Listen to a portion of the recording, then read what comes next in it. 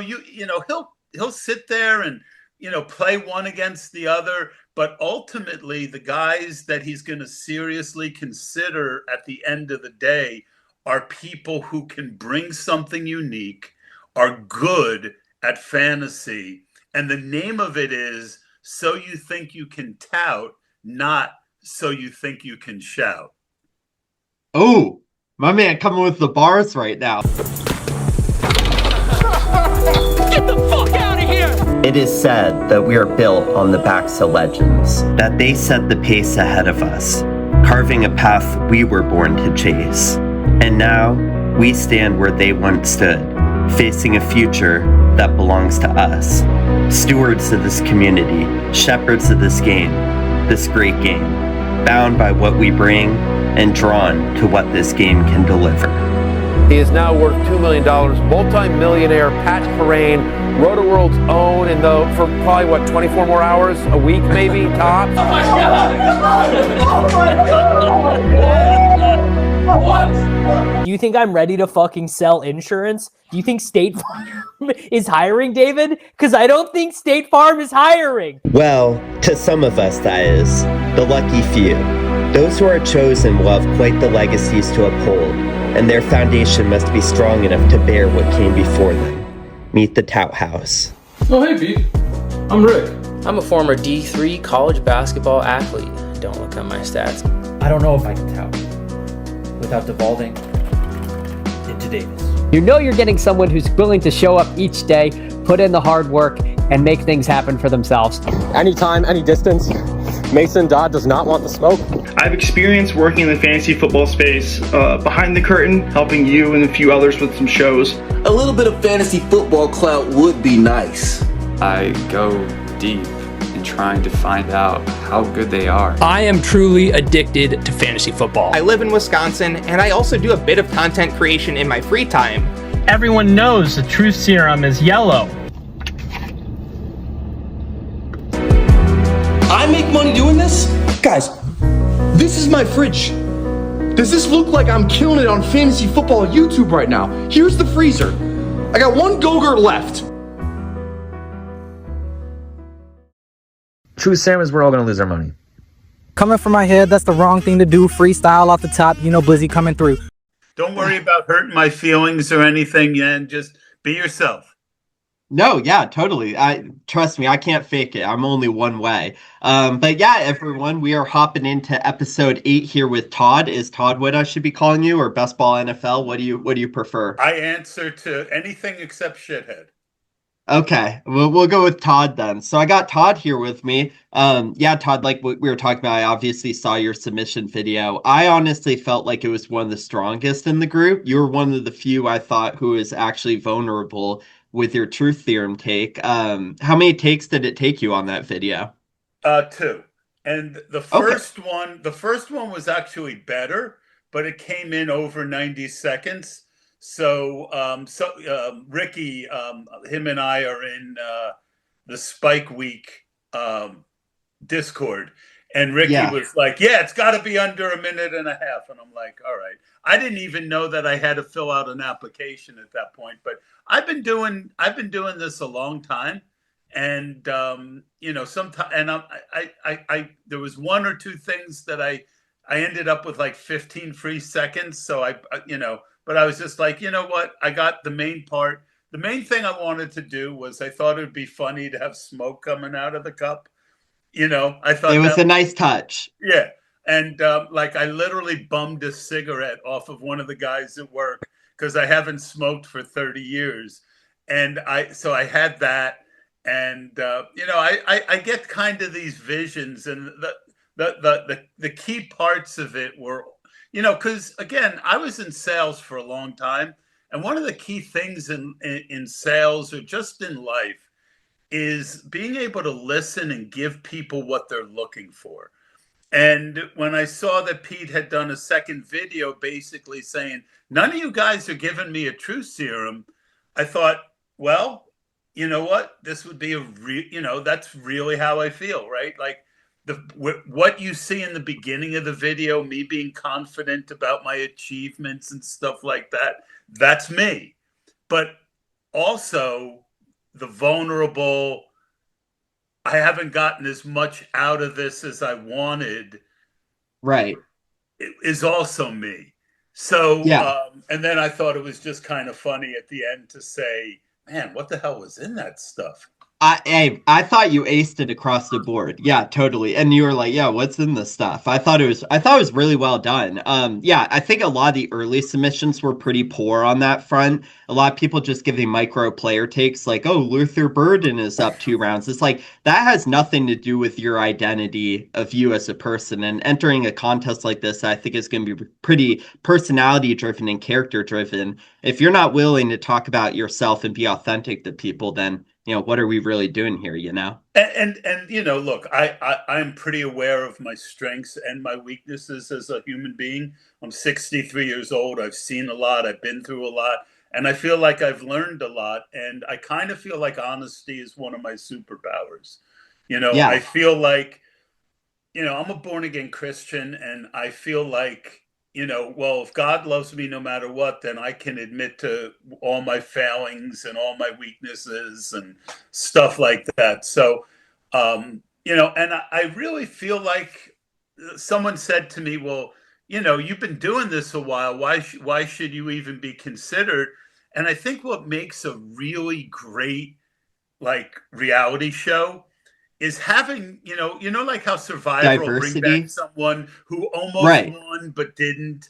I think Yes. my story, it's an authentic one. I have worked for some really great companies, and I've also been let go by some really great companies. In fact, 1 week season replaced me with the co-host that I brought in, gave his first chance. And my first take, I even mentioned that, and I said, man, that left a mark.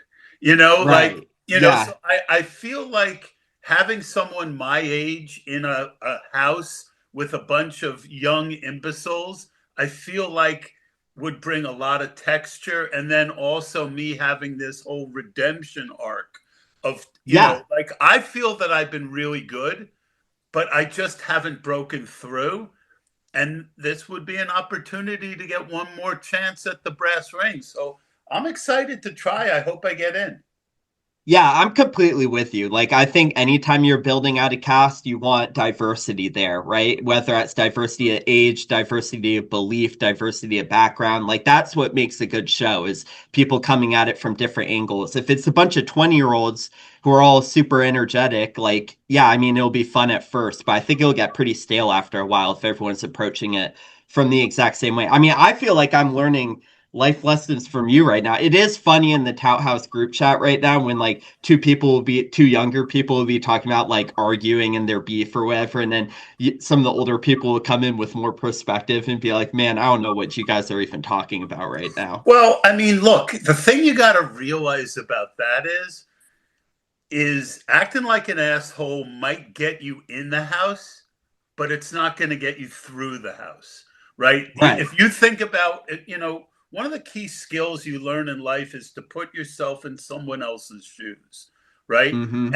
And in sales and in life, people tend to let you know what they're looking for. Well, think about what Pete wants out of this, right? He's looking for someone to expand. First of all, it's an amazing concept. I mean, the fact that Pete came up with this and he just keeps coming up with new stuff is like real kudos to him, right? Second of all, he's going to want someone who's actually good at this, right? Yeah. He'll sit there and, play one against the other, but ultimately the guys that he's going to seriously consider at the end of the day are people who can bring something unique, are good at fantasy. And the name of it is So You Think You Can Tout, not So You Think You Can Shout. Oh, my man coming with the bars right now. Yeah, that's a good one. Yeah, and you're talking about being good at fantasy. You mentioned some of your credentials in your video. Having a great placement in Best Ball Mania last year. Were you like pretty early on when Underdog dropped, like getting into Best Ball? Were you at day one? The MFL 10 days. So oh my God. I got a chance to go on the Fantasy Feast about 8-9 years ago when Evan Silva and Ross Tucker were there. I was told that I crushed it. That was after a very successful best ball. I played on draft when draft was there.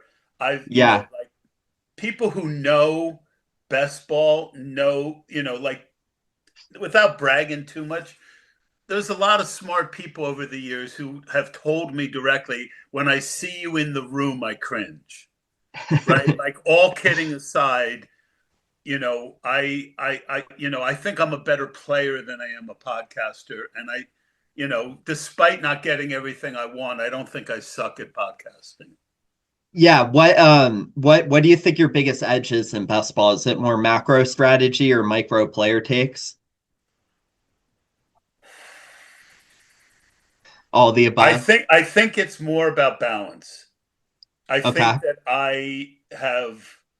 it took me a couple years to get into the whole pod thing versus, in the old MFL 10 days, it was first place was worth $100, second place was worth $10, and third place, you got to yourself. Yeah.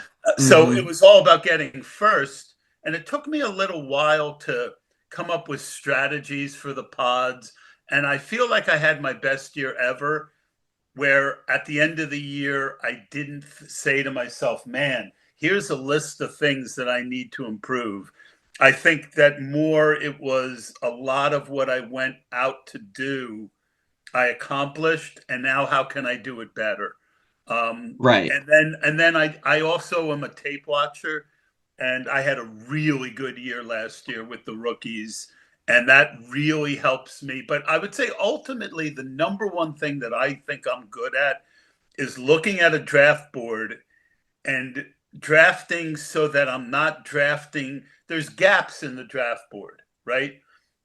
Let's just say, eighth, ninth round right now, well, let's look at it this way. Pretty much wide receiver really drops off after a certain point this year, right? So I don't want to be needing 3-4 wide receivers toward the end. I think my greatest skill is plotting a draft board, so I'm drafting, always being able to take someone that I feel good about. Yeah. Do you have pretty smooth exposures across the board, or if you have a strong position way more on conservative? I've gotten into so many arguments over the years with these. I saw that one dude with the blonde hair. Like if he had turned around, I might have hit on him, right? Yeah. Really, and Yeah. he was like, "Oh, we go for it. 50% of this guy and 60% of that guy." And I've always, that's great the year it works. And it is just the worst thing in the world when it doesn't. So I tend to have a strategy where and I also know where the win rates come from. It's mostly first and second round picks. You would think, that 10th round guy who just way overproduces is going to have the highest advance rate, but it really always is somebody in the first and second round, because if you hit the right guy in the first and second round and the guys around them get hurt or are inefficient. So I have a max 5 to 15% range. I draft on guys in the first and second round.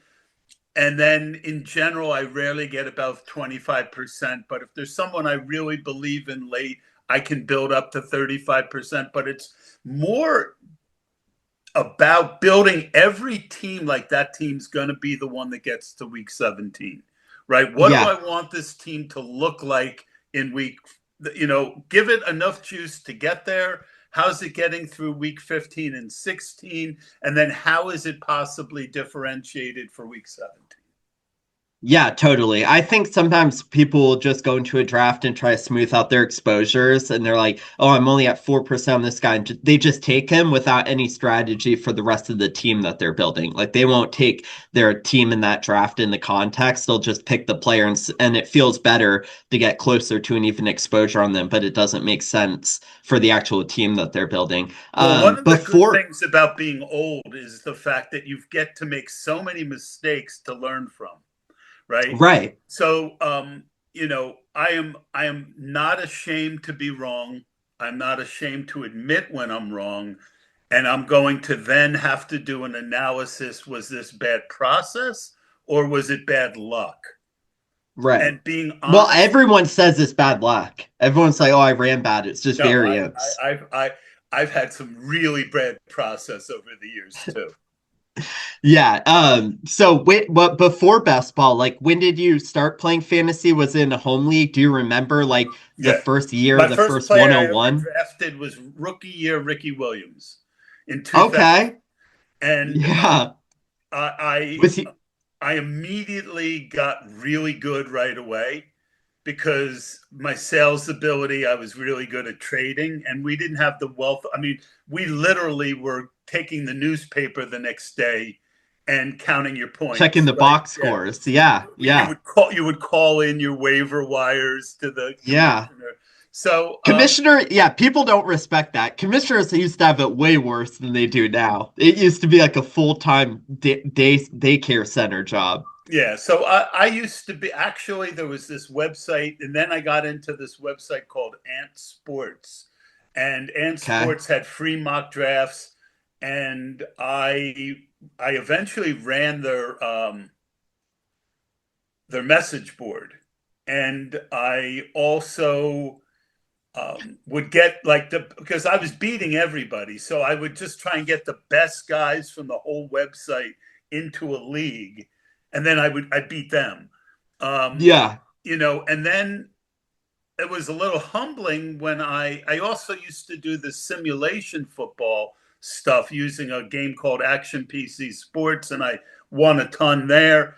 And it was really humbling to come back after having all that success and starting best ball and starting leagues on the FFPC and just being okay to slightly good. And it took me, you have to really, if I have a weakness, it's that at times I get so busy with life and a Yeah. little overconfident, and I don't make sure to backstop my takes with numbers. Mm-hmm. I was going to ask about that. What's your process like on a normal NFL week? Like, how many home leagues are you in? How many waivers are you managing? I try and keep that to a few. I'm mostly on the Okay. FFPC at this point. Um, I Like main I event just or don't have something the like that? patience for it. I mean, I'm a best. I mean, I play Dynasty. I play season long. I've had success, but I'm a best ball guy. Okay. I like to run. Last couple years on Underdog, I've run about 80 slows at a time. Yeah. Ugh, And that's a lot. yeah, I mean, I've already done about 200, 160, 170 drafts. Last year I took pre-draft best ball off, and what motivates me is if I see the board really clearly and I feel like I can play the board. So I am a tape watcher, like I told you, and one of the things that I like to think that I'm good at is seeing what everyone else is doing, but seeing where everyone gets like Wile E. Coyote. They're so interested in chasing the roadrunner that they go off the edge of the cliff. Mm-hmm. So I try, and so I watch tape of these rookie running backs, and I'm like, oh, these guys aren't that good compared to other years. But there were Right. different ones that had some juice. And this whole theme that none of them are any good is most likely going to be proven false. So I've got 5 or 6 rookie running backs that I've got over 30% of right now, because the way the board is, again, back to my original point, if I take a Gibbs, or if I take that hero running back, I feel like then you get into like the old fashioned dead zone. Like once you Yeah. get past like Bayshall Tootin, there's a lot of running backs that aren't that much better than, and even before that, Scatabo, I don't think is a good pick right now. Judkins, I don't think is a good pick compared to the wide receivers. So I've been really into hero, and then backstopping with a lot of these rookies and some good backups. With a little luck, those teams are going to be really good. So I really think we're gonna have 1 to 2 of these rookie second tier running backs this year that surprise us, and they've been dirt cheap throughout the whole process. Yeah, you stepped on my question a little bit because I was gonna ask, you call yourself a Sorry. tape bro. Do you have no, you're good. Like I it's happen fair to that do you that come a up lot. with it. But Love but listening to the your voice. yeah, but the do you have any specific rookie player takes with the draft coming up Thursday? Is there like one specific rookie? Absolutely. My favorite wide receiver is Carnell Tate. I think he'll be ready to go pretty soon. I think Lemon and Tyson might struggle year one, which is all I care about. And their Yeah. ADPs, I'm not crazy about. I'm a little light on them. I really like KC Concepcion. I mean, that dude is Okay. always open, had terrible Yeah. quarterback play, and he's going 4 or 5 rounds after the top 3. I think he's as good as at least 2 of those 3. And then I'm not as high on Jadarian Price as some people. And then I think one What do of you think of Jones Sadiq? bust. I think Bust? bust. I think he looks like a hero and plays like a zero. I think that he is going to really struggle year one. I could be wrong, right? He's going to get the draft capital. But I like Eli Stowers better. I think last year I said that Loveland was better than Jalen Warren. This year I'm saying Stowers is better as a receiver. Not an all-around tight end. As a receiver, that we don't care about that. We don't care about all-around players. Well, I mean, it does matter if you're on the field, right? Right. If you can block on blocker, third down, you're going to be on the field more. But yeah, Stowers to me can get down the field like he's like Loveland light to me. Okay. Yeah, I like that. I like all that. Sadiq definitely feels like a roadrunner player, like you were talking about. Like everyone's hyper fixated on him. I mean, he looks he just looks like he's carved out of granite. And I've seen guys like that just not get out of the gate really well. Hey, don't talk about Kyle Pitts like that. You mentioned Kyle Pitts had some issues. He had a good rookie year. And then he got hurt. Yeah. You mentioned in your video you took shots at Pete earlier on in your career. Maybe. What can you divulge any what was the nature of the shots? So I consider myself a really funny guy. Yeah. And maybe there was a little jealousy because that's where Pete was like really innovative. And I don't know that him and Davis were really that good at drafting early on. I think both of them have got significantly better. For sure. And I was a little jealous and I took some shots. And I was going through a divorce. It wasn't just them, and there's been a number of people that I've apologized to over the last year or two, now that I'm kind of through that whole period where I could, I think I was kind of a dick. Okay. Hey, you talked about your self-awareness, like in being able to admit faults. I mean, there we go.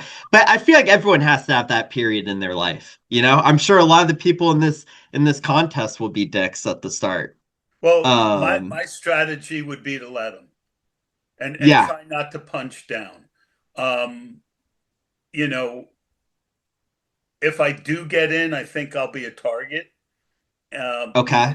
Both with my age, my experience, I think that I would try not to get into the fray too much, but I think if someone wants to fuck with me, you might find that you take on a little more than you want.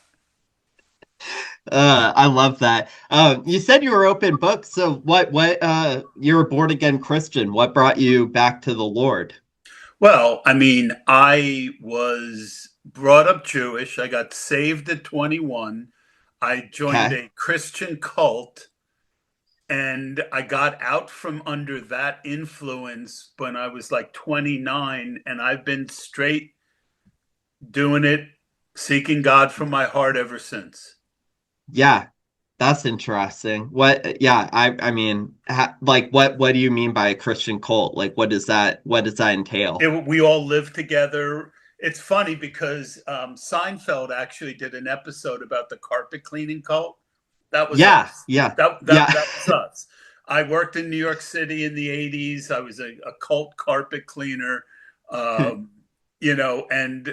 one day I went to a meeting where the leader said he missed Grace, and that was finally enough for me to just say, no, I ain't doing this anymore.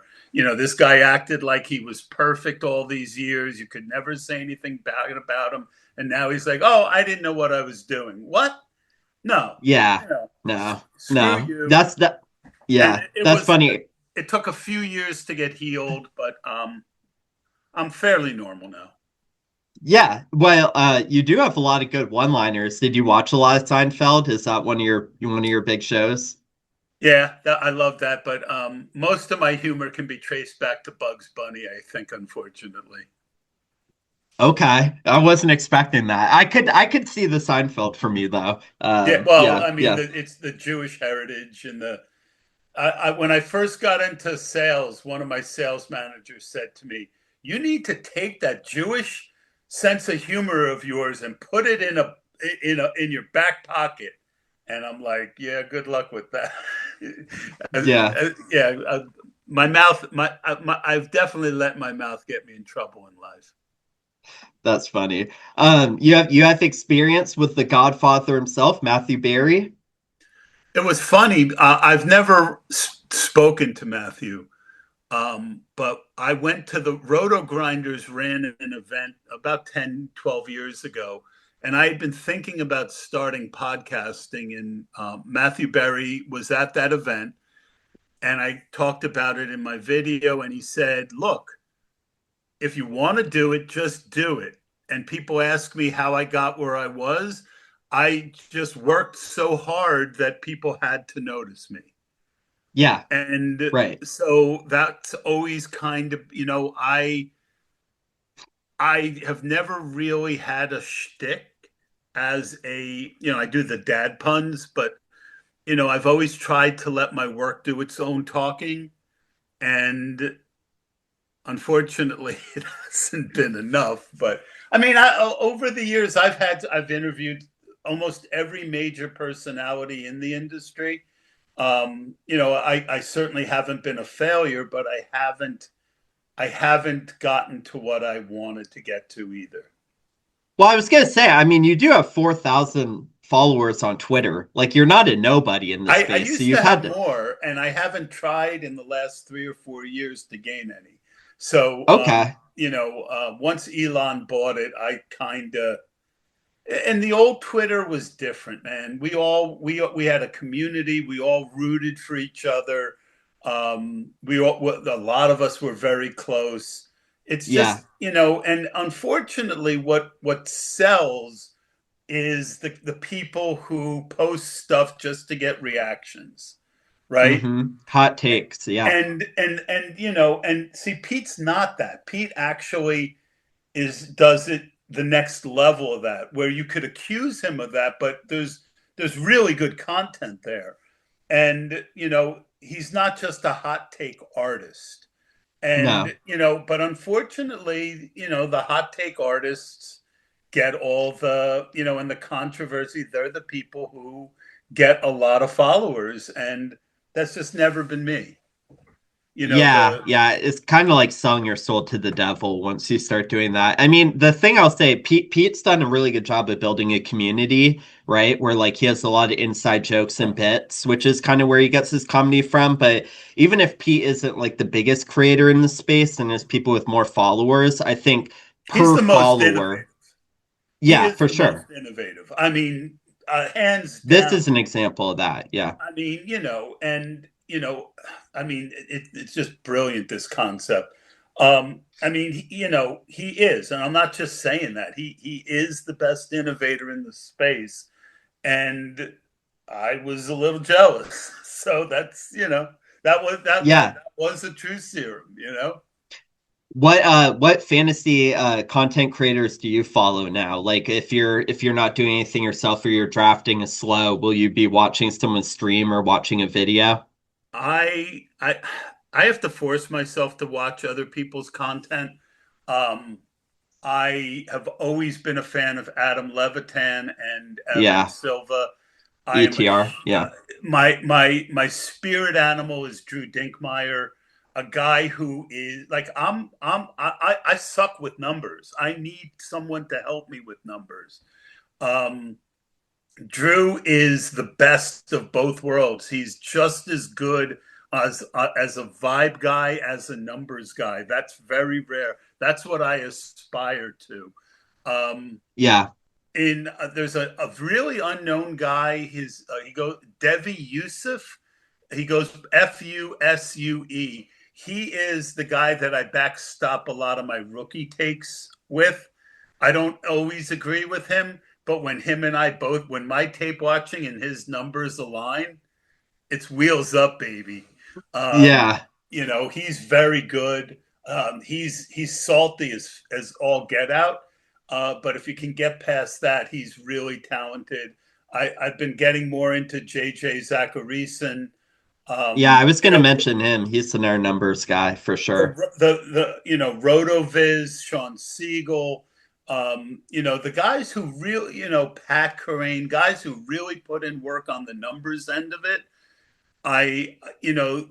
They give me something that I'm not naturally good at. And, so I did a lot better last 2 years of not just going with my own take, but backstopping it with people who have numbers that can prove my premises. And that helps a lot. Yeah, totally. Cool. Well, that's all I really had. Did you have any other thoughts on the competition or anything else you wanted to bring up? Well, I'm just thankful it's not So You Think You Can Dance, because I can't. Yeah. And look, I hope I get a shot. I hope you get a shot. I think what you're doing with these videos and interview, I used to do this thing when I first started, and Scott Fishbowl was young. I would just get random people who had never done a podcast, and I would give them an opportunity, and I would do these 15-minute increments of just people who got a chance to be in the Scott Fishbowl. I think you're doing that kind of thing here. And I hope it gets you into the contest, and I wish you really good luck with it. Hey, I appreciate it. Look, I just think it's better if we all get to know each other for the sake of the content. Like, it's easy if we break bread and kind of know each other a little to interact more. Whereas, like, if we're all coming into this as strangers, I just think people are going to be more stiff and less likely to produce funny storylines and stuff like that. So, yeah, I think it's great. I agree, and I really appreciate you having me on. Yeah, of course. Well, thank you for your time. I know it was probably weird for you to be the one interviewed instead of the one hosting for once. I got interviewed many, many times. If you want to hear a good best ball one, I did one with, I was a guest with JJ Zacharyson last year, where I laid out a lot of my advanced best ball thoughts. I take a lot of pride in the fact that it's common sense stuff. So anyone who wants to know more about me, that I was really proud of that. I'll link that below. So make sure you guys go check that out after you finish this episode. But yeah, no, appreciate you hopping on. I'll catch you. Yep. Thanks so much, man.